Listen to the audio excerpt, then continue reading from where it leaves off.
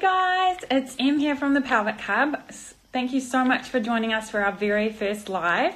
So we have Nicole Cozean from PelvicSanity joining us to answer all of your IC questions that you've all sent through to me over the past couple of weeks.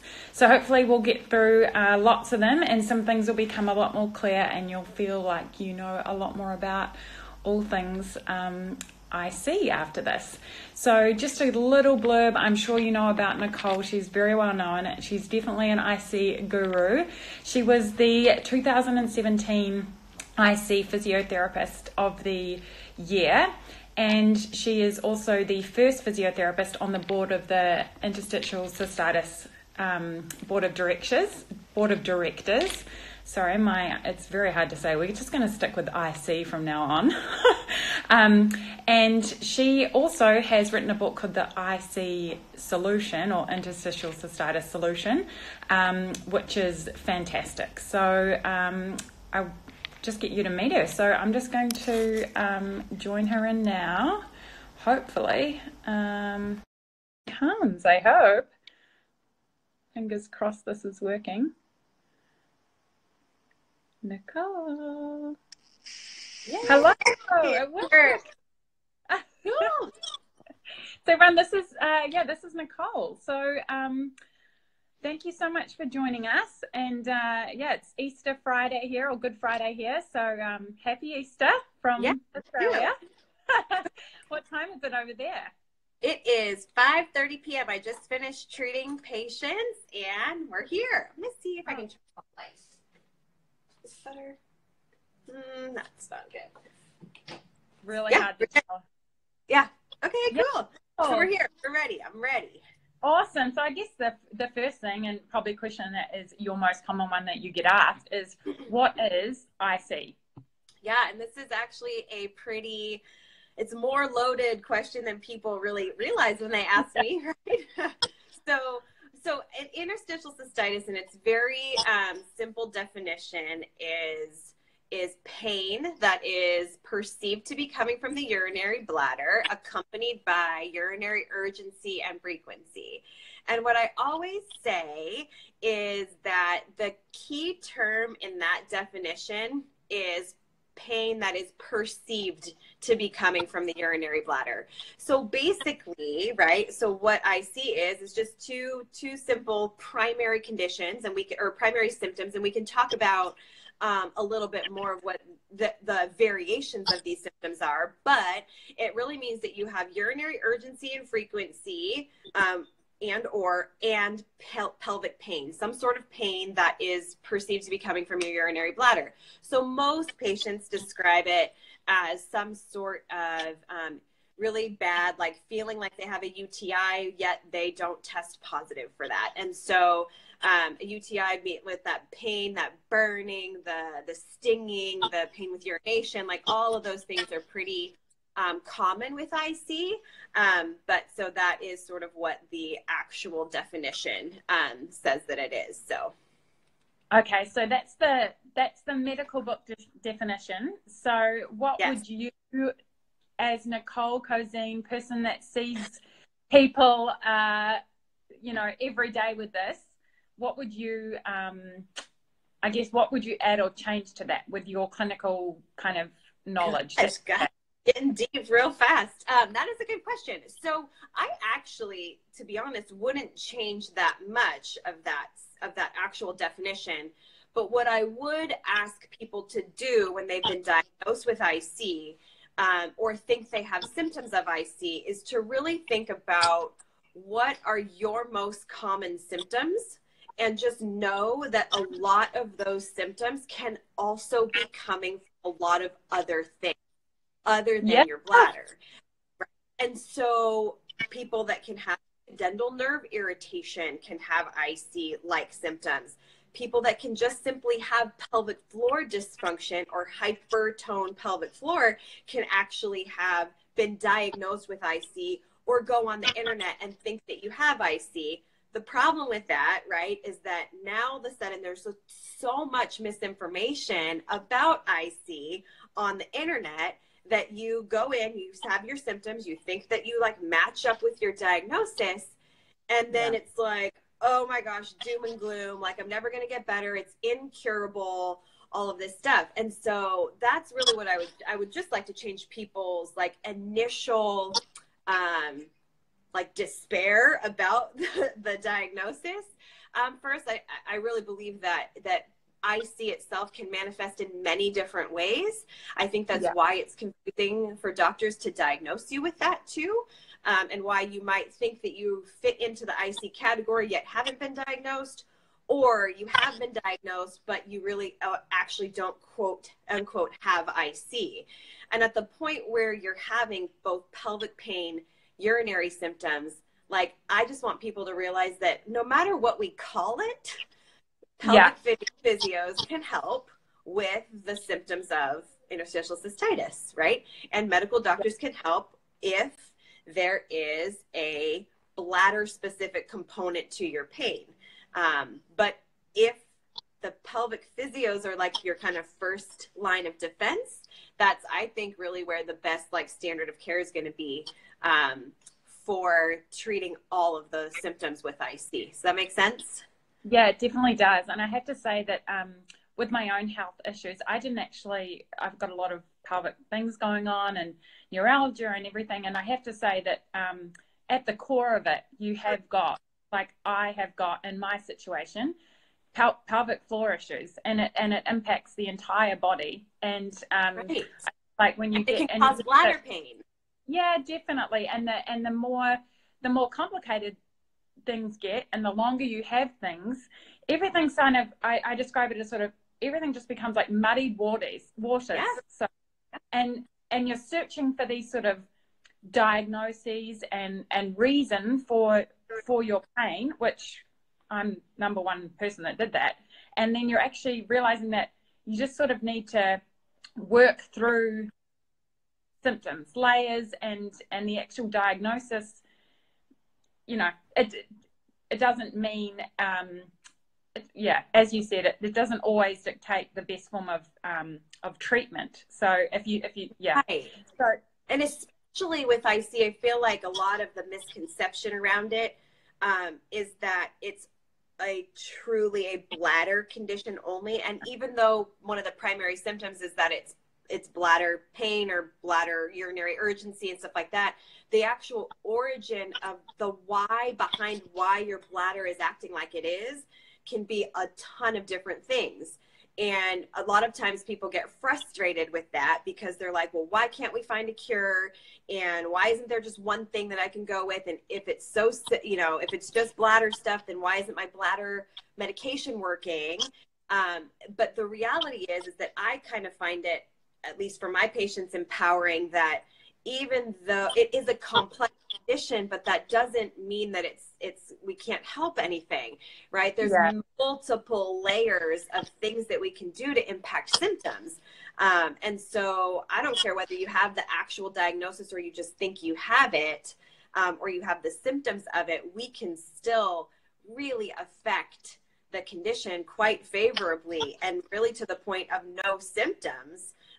In a lot of cases, and so that's what I really want the message. That's why I wrote the book. I want the message to be hopeful, and just know that like all the information on the internet is not all true, and a lot of it's based in old research, frankly. And so a lot of the people that have done newer research, that's where some of the origin of the book came out, right? Is that I sort of knew that was happening. And then I was like, that doesn't match up with a lot of things that we're seeing on the internet. And so that's when I really wanted to be like, gosh, we really just need a better place for a holistic view of this condition, because it is complex, with taking into account the most latest research on the condition. And newsflash, it's not 100% a bladder condition, which is a big misconception for a lot of people. So wanted to hit on that for a little bit too. Yeah, thank you so much. And that's actually why I reached out to you, because I saw that you did it, that you treated it so holistically. And and it makes such a huge difference to quality of life, where even if you just make small incremental improvements and all of the factors that could be,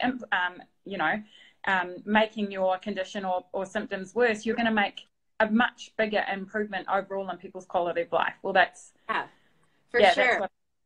That's what I believe. One of the other things that I just really want to make sure that, you know, when we talk about like what holistic care is and stuff like that, like it means so much for you to have like one, like, and I find it calling like your person, like you need to find like, and for a lot of people, like a pelvic physio is like your person, your quarterback, your cheerleader, the person that's driving that ship, that can also say to your physician, hey, can we maybe try XYZ here? Because in the physical therapy office, we're seeing this as a component to the IC symptoms.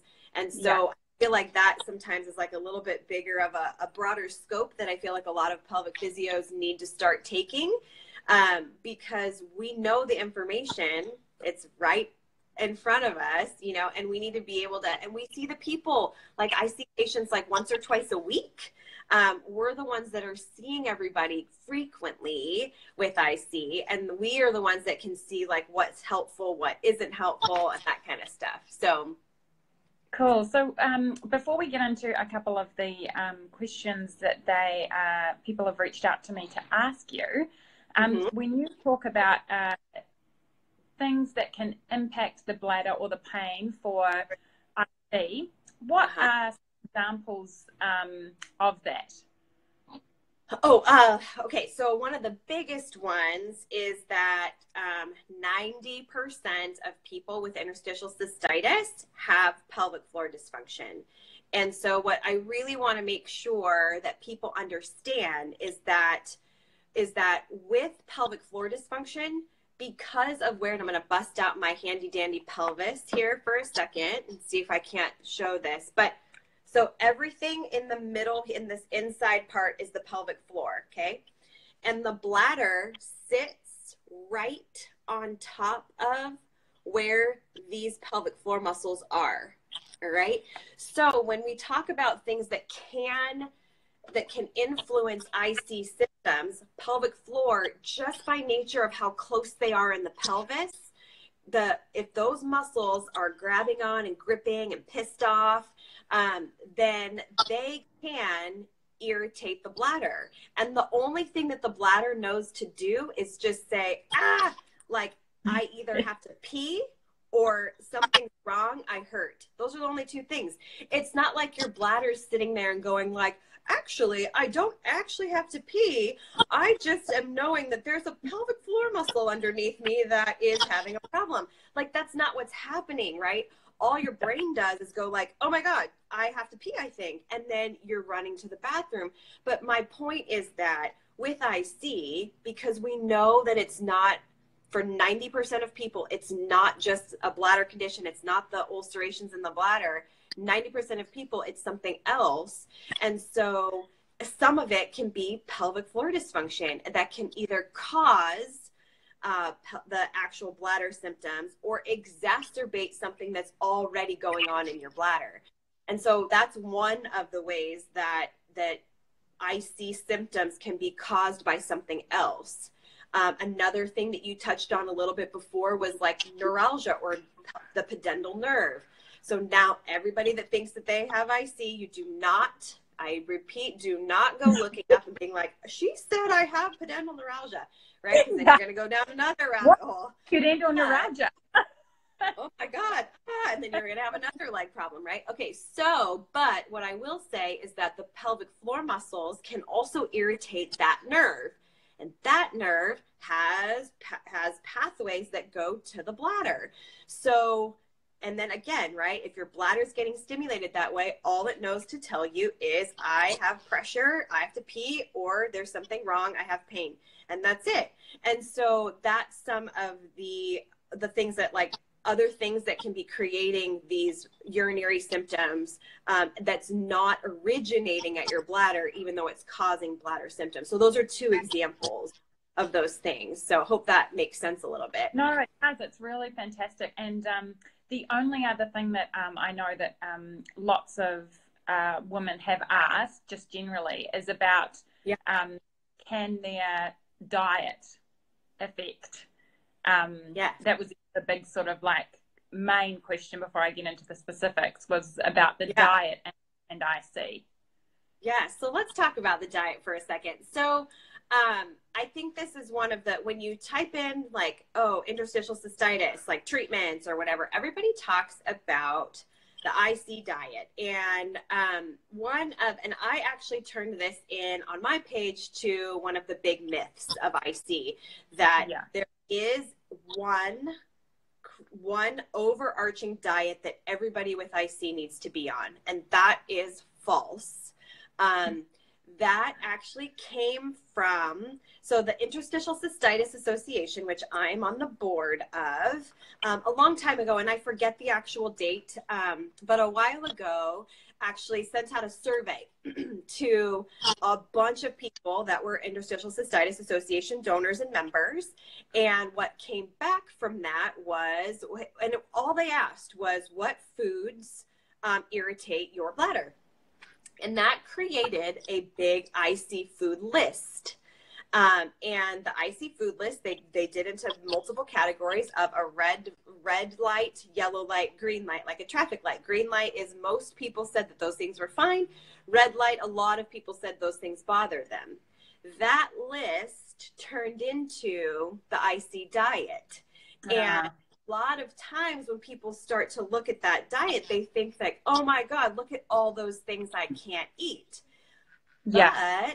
But a lot of studies, actual good quality studies, have shown that most IC patients, the majority of IC patients, number one, are some foods have some food sensitivity. So that is a thing, but that they only have on average, now this is average, 5 to 7 actual specific trigger foods to them. And so when you take, right? So your eyes are like, what? And everybody's like, oh my gosh, did you look at that diet? Now, that's an average.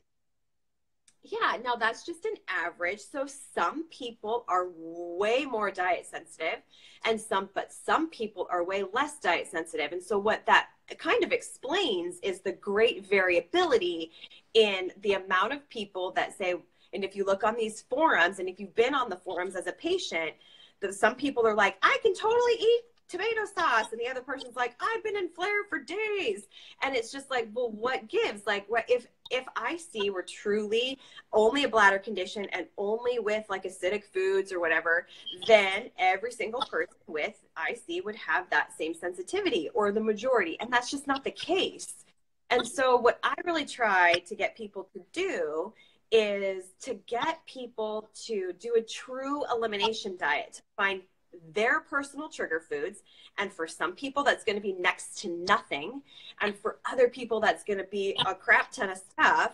But at least for you, you'll know, and then we can start to talk about how much of the restricted diet you need to be on and all that kind of stuff. But I find that most people with IC are actually limiting more foods than they need to, because they're fearful that a food is going to flare them. And that's where I really try to come in and being like, okay, well, now we just need to get some facts, right? We just need to get some facts straight on what actually, so we have people do a symptom log for like a week or two before. We have them do an elimination diet that's guided, that takes out pretty much everything. And everyone's like, oh, this is so terrible. And it's like, well, we got to figure it out. Okay. So you don't get to just say, for short time. like, right. You don't get to say that like, oh, I'm super diet sensitive and freaked out about every single thing you put in your mouth. If like, we didn't need to figure that out together. So we have to do an elimination diet, and then we find people's true food sensitivities. And then at that point, if we're really having a hard time and we're like, dang, you're really food sensitive to a lot of things, then I'll get a nutritionist on board, or we'll talk actually food allergies, or you take into account like other things like IBS, and like, is the IBS, food stuff a little bit more important than the actual IC stuff? We kind of go with that. Like, maybe all you need to take out is dairy and not necessarily tomatoes, So we try to figure out, like, instead of just wiping away a whole food group for no reason, with no actual evidence, I really try to get all my patients to figure out their personal trigger foods through an elimination diet. And we are not allowed to use the term IC diet. And that's it. Yeah, that's fantastic. And that's what I really liked about your book, is that you give that sort of plan, but you give the ability for people to do their own plan, so it's not an IC plan, it's a Emma plan or a Nicole plan. It's something, right. And it's taking into account all of the things that you might have, right? Because you might have an inflammatory problem. You know, someone might have a dairy sensitivity that also creates IBS symptoms for them, which might drive your bladder symptoms, right?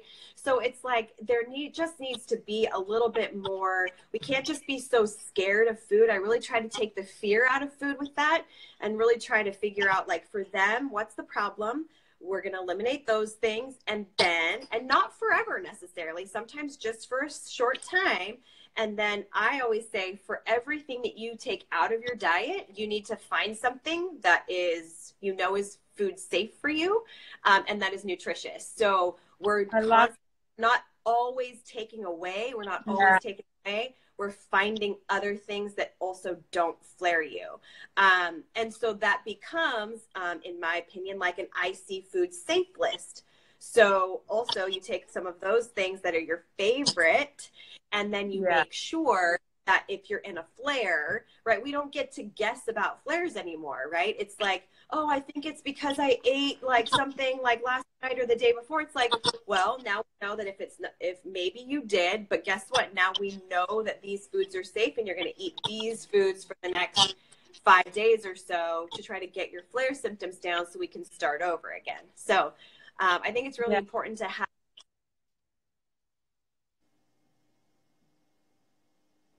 Sorry, can you guys see me now? I just wanted to say, I paused on my end for a second. But yeah, I just wanted to get that fear taken away food so that we can sort of get past that. And then, like I said, if somebody is really diet sensitive, then we need a little bit more help, with maybe a nutritionist or something like that. Yeah, and that's the multidisciplinary sort of a multimodal approach that is, what I found, and I absolutely love about the way that you address this issue, is that, just looking at all aspects. And I love that. I really love how you had that, like, you take something away and then you introduce something that's still positive and that you still really enjoy and that you can use when you're on a flare. Because I know when I myself have flares, and I know I have food sensitivities, that when I have a flare and I'm at my like not feeling great and sort of almost not feeling sorry for myself, but feeling really kind of like, oh, this is really not great. You don't, it's so important to say, like, this is something I really love and I can have it, and it's a great choice for my body, rather than, and having that list would be, really, really. Because y'all know that when you get into a flare, your brain sort of also goes out the window. So that's why there's been so many people that like come into my office for the first time and they're like, I'm in this massive flare. And I'm like, oh, okay, did you do that stretch that really helped? And like, did you eat that food that was really awesome? And it's just, they're like, no, I can't believe I forgot. And it's like, we need to have like, and I call it, and it's downloadable on my website. It's called a flare busting plan. And you freaking stick that up refrigerator or whatever, because when the flare strikes, your brain just like goes nutso, and the fear takes over. Brain fog. So brain fog. That's a thing. It is. Yeah. So I just always make sure that all my patients have that like ready, so that they can manage their own flares, and then you can take a lot of that fear of, oh my gosh, is it going to get worse? It's like, well, you're already taking control of the situation.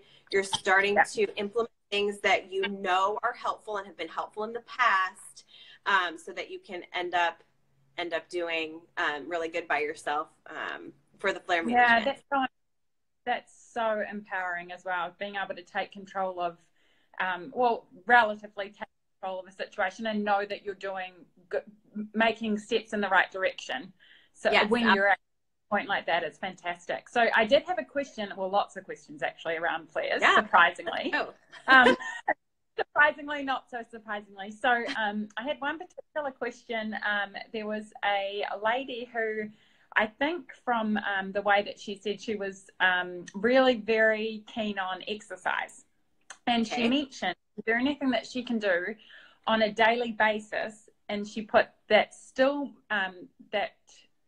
so making sure that she can still be active. So because I think that people must have told her that when, you know, you can't do anything because then you're going to flare. So I think that was like the underlying, when I spoke to her, that was sort of kind of what she was saying to me. Alluding to. She was wanting to know if there was anything that she could do on a daily basis that was still active that she could do to prevent flares. Prevent flares. Okay, so this is kind of a loaded question, and honestly, is really kind of points to if you can. A couple things here. Number one, I really feel like this is where getting like a really good pelvic PT on board with you to like hold your hand during the journey. Like that's where this can really be helpful, because what's going to be right for one person isn't going to be right for another. So, and with how active you want to be is variable for each person. So I've had some people, let's just give you a couple examples of some people that I've had. So I've had some people with really severe symptoms come in and they're super big CrossFitters, let's say. You guys have CrossFit where you are, right? Yeah. Those people look like hardcore, like CrossFit or die people, right? And one of the first things he said to me was like, I'm not coming back if you tell me I can't do CrossFit. And I was like, all right, well, first of all, we have to talk about that. But her point was that she wanted to feel like she was doing something active for her body, right? And that she didn't want to take away some of the stress relief that she was getting from going to work out like at CrossFit. And so for her, we did a full-blown like movement analysis on what things for her are aggravating, or during my assessment, I found out that her adductors, for instance, were really gripping and tight, and that was actually contributing a lot to some of her symptoms. And so then during her squat, she was gripping with her adductors too much during her squat, right? So long story short is that we said, look, for now, every single time that you go to CrossFit and you're doing some squats, you're going to do this instead. And we gave her something else to do so that she still felt like she could be a part of the group. And it was just for a short time. And we ended up getting everything calmed down. And then she got back to regular squatting and stuff. Because I'm not someone that says like you can't do something just because you have symptoms. What we really need to figure out is the why behind why you have those symptoms, and specifically why those are contributing to your bladder symptoms or your pelvic pain. And then from there we go. And sometimes for a short time, we need to back off of something that is aggravating. Like I had another gal that was like doing some stroller stride something situation, but they were walking up hills, okay? And she had a sciatic nerve problem that was getting aggravated every time she walked up hills. Now, is hill walking bad for every single person with IC? No, but for her, because it was aggravating her sciatic nerve, then the sciatic nerve shares bladder connections with the sacral nerve roots. And so for her, she was getting a lot of urinary urgency when her sciatic nerve flared. Okay. So for her, we had her just walk on flat surfaces and even jog a little bit instead of walking hills for a short time until we figured out like what her problem was. And so I would really just encourage people, because I think that question is so awesome, right? Because it's like, yes, you want to keep active because movement is medicine and stuff like that.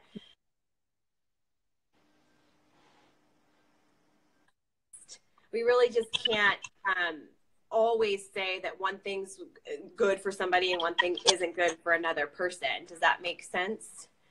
Yeah, definitely. No, individualized approach, and I think it is really important to remember that that if you are wanting to be really active, then being able to, not being scared of having to take a small break to figure things out. But I think it's really, from a patient, in my experience, it's great to find a practitioner who you trust, who you know is going to work through figuring out what's irritating it, and give you things that you can do in the meantime to meet needs that that exercise is doing, mood enhancing, improving all the other, so many other health aspects. And I think that that's not always done, which is why I think people that have seen a lot of different people sometimes almost don't want to go, because they're like, oh, then the last thing that I really am loving is going to be taken away from me. Right. And that's specific. That's so true with IC, right? And sometimes people with IC just like, they want to be doing something positive for their body, but then they don't know what to do. Then you're like frozen in this, like, well, this person said that is not good, and then I read this over here that said that isn't good, and then Johnny Pants 47 on Facebook said that that's not good, or that I need to do, and it's just like, oh my gosh, that's why pelvic PT is good. But then that's the other thing is that sometimes just having a different definition of what exercise means to you at this time needs to happen. And so I talk to a lot of my patients about that. Like, your definition right now for my CrossFit person who was flaring during CrossFit, it was like, your definition of exercise for this 2-month period needs to change. And it's not going to be CrossFit, but it is going to be XYZ. And then we'll get you back to CrossFit, for instance. But our 20-year-old definition of like, I can do anything, is going to have to change a little bit sometimes if your body is telling you that there is something that is a problem, So I think that's another important piece to talk about. In short, to prevent a flare, I guess you're trying to find what your body individually needs at the time, and then gradually, change that. So that's the basis of the flare. And while you're in a flare, then you should be working with your pelvic PT to find the 3 stretches or the one exercise that is like, can be helpful and you feel good afterwards. Because sometimes in a flare, it's really hard because everything aggravates. But if you know that during most times, doing happy baby yoga pose really is relieving to you, that even in the flare, even in your worst of times, then that's your go-to. And then just like the IC food list, we have the flare busting plan of the things that are like the best, most pain relieving stretches, exercises, whatever, that for you, your personal plan, like, is going to be helpful during that time. So that's sort of my take on that. That's fantastic. So I guess a lot of people's the other main question that was asked is how can and I know we've covered the pelvic floor and pelvic physio, but their main question is, how can pelvic physiotherapy help IC? Okay, so great question. So the same reason. So I'm going to have my pelvis here again, right? So, and this can go for men and women, even though this is a vagina, like men and women both have the same thing. So, so basically any muscle that is around this region and any muscle that attaches to your tailbone, so anything in this region, because of where the bladder sits in the pelvis, anything in here can create bladder urgency, pelvic pain, anything. So this is just telling you that you have a problem, but this could be the main driver of those symptoms. And so how does pelvic PT help? Well, we have a lot of techniques that we can use that can actually, number one, figure out why your pelvic floor might be aggravating your bladder. So that's number one. And number two, we have techniques that actually physically help to release those muscle tender or trigger points in those areas so that they don't send more signals to the bladder. Or there's a bunch of pelvic floor muscles that are kind of in this back portion right here. And if you see these other like white holes back here, so like these holes are where the bladder nerves come out. And so sometimes the pelvic floor muscles can actually irritate those nerves back there and make your bladder feel like it has to pee or have pain, even though it's actually coming from those back nerves. And so that's sort of how pelvic PT can help. We take a very like macro view of the area, where if you're going to pelvic PT or you're looking for one, if they only focus on the pelvic floor, they're missing huge components to potentially what can be we call upregulating or aggravating your bladder. So for instance, just to give you one other example, there is a very characteristic pattern of essentially how an organ or your bladder can refer pain down into your, and most people have it in their groin, but they also have it down the sides of their legs and kind of around their sit bones. So that's a very characteristic pattern of people that have bladder irritation or urinary urgency and frequency, that those muscles are also impacted. And so there's actually been research done both in rats and in humans on that pattern. And so basically a pelvic physio can help by basically reversing that reflex. And if you calm down some of those muscle areas that your bladder is referring to, then there is not that much input from those areas to the bladder.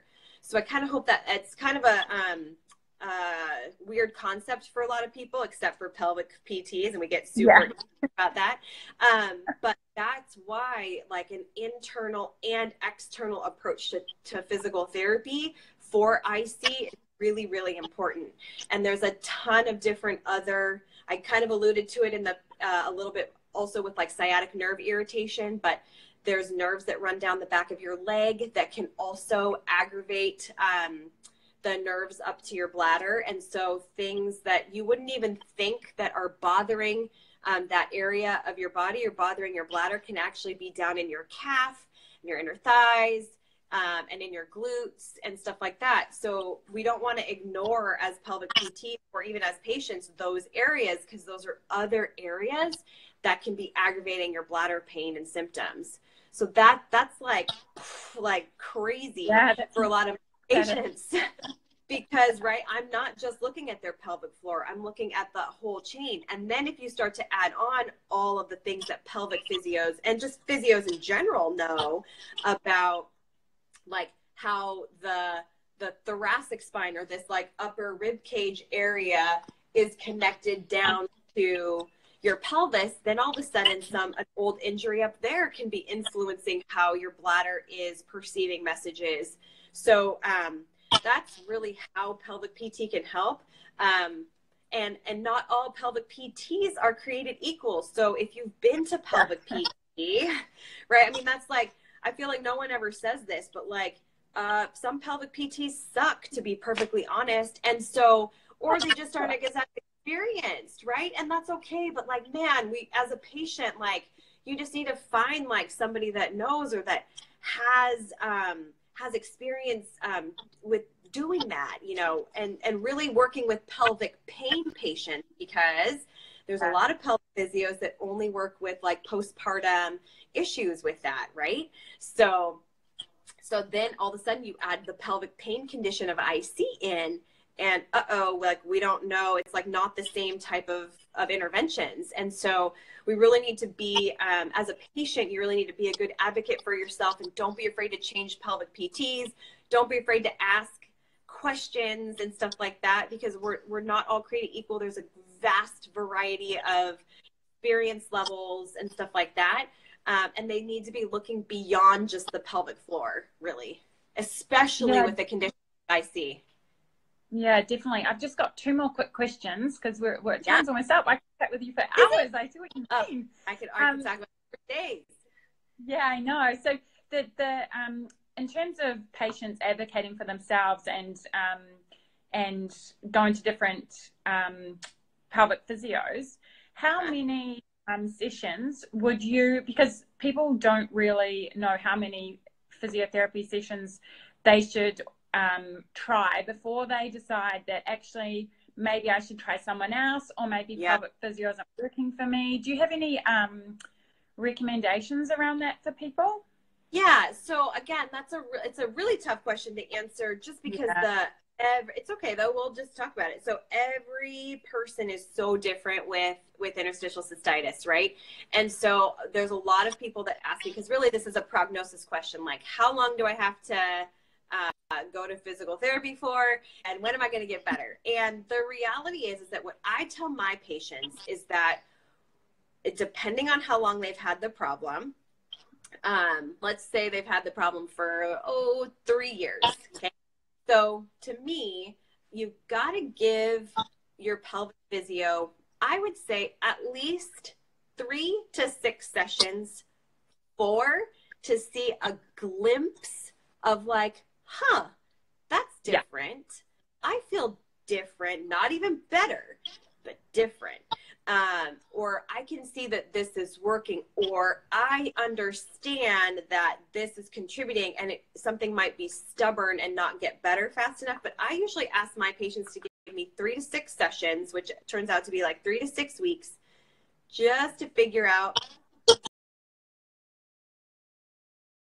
like what the heck, how your body's going to respond, what type of irritability your tissues have. Like, am I going to touch you and you're going to fly through the roof? Or am I going to like be able to touch you and be like, oh my gosh, that totally relaxed. Like that's a totally different conversation, you know? And I would say that the longer that in general, the longer that you've had the problem, the longer it's going to take for that to go away and your nervous system to down regulate a little bit. Now, it's not linear. So it does not mean that like someone with 20-year history of IC that's going to pelvic PT for the first time is going to have to go for 20 years. Yeah. No, but that person is going to have a lot more layers to their onion, right? There's going to be a lot of things going on versus somebody who's coming in after 6 months of diagnosis, never had symptoms before, right? Yeah. So Wouldn't be right. 6 months yeah, to diagnosis. right? If you the earlier you get in, the better. However, I've treated patients that have had no treatment for like 25 years and still ended up like totally 90% better. So there's still a ton of hope. It just means that it's going to take a while. And I've seen people for as short as 6 visits, and I've seen people for as long as 6-7 years. So Yeah. Sometimes and for that 6 to 7 year mark, it might be you're going once a week for a year, and then you take a little bit of break, back off, and then ramp back up again, right? So Yeah. the variability in the amount of time that it takes with a pelvic physio is going to be really different. But what I would say is that with your specific pelvic physio, you need to make sure that they're working beyond just the pelvic floor, doing external and internal treatment, ideally spending a ton of time with you one-on-one and looking at a bunch of different aspects, your medications, your pain management, your stress levels, your diet, nutrition, and your physical being as well. And then kind of go from there. And don't be afraid to change or ask questions if you feel like you're not making progress, and they should have a good answer for you. And the good answer might be, hey, well, what are you doing your part with the things that we need to be doing and stuff like that? And so we can have a conversation about why someone is progressing more slowly. But in general, we should feel something change different, like light bulb in those first 3 to 6 visits, kind of no matter how long you've had your problem. Yeah, perfect. And that leads into my one of the last questions that I had, which was, can IC go into remission or go away over time? That was another very popular question. Yes. out there. So here's one of the big things. So I did another, if you go onto my like Nicole Cozean DPT's Instagram TV, I did a thing where we talk about, is IC degenerative, right? Everybody talks about, does it going to get worse over time or going to get better over time?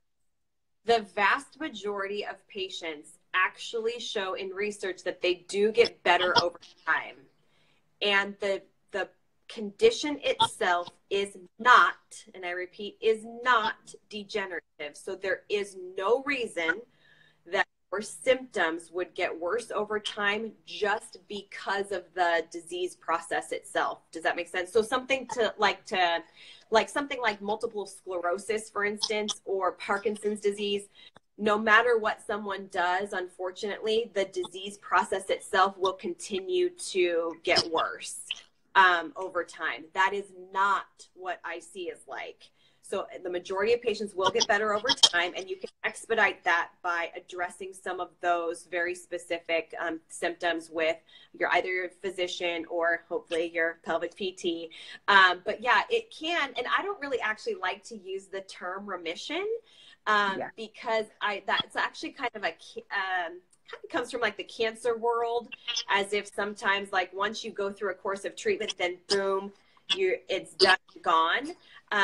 So I usually like saying like symptom free, because you can actually become symptom free from IC. That it's a thing. It can totally happen. And you can drastically reduce your symptoms, even if your symptoms are not go down to zero. So that can definitely, that's a very hopeful message, I hope, for you guys, and that it does, and it can go down to no symptoms. We see many, many, many people at our clinic that go from crazy symptoms to like nothing, with maybe the occasional flare up, and then they know how to manage that and it's good to go. So the answer, yes, IC you can become symptom free or significantly decrease your symptoms and frequency of flares. Yeah, perfect. So I guess then what we the last thing we have to do, we'll do more live. So I'm sure I'll get through all the other questions that we have. But I just wanted to remind everyone that we're bringing Nicole over to Australia. I'm so excited. I'm so excited. It's going to be so fun. You too. So you're coming over in August, which is really exciting, and we're going to do 2 courses. So the first one is going to be an information evening for all professionals, really, or anyone that's dealing in women's health or wants to know more about pelvic floor, the impact of the pelvic floor. So that's going to be on Friday night. And then on the weekend of the 25th and 26th of August, the last weekend of August. 23rd to 25th. So the Friday is the 23rd and then 24th. Yeah.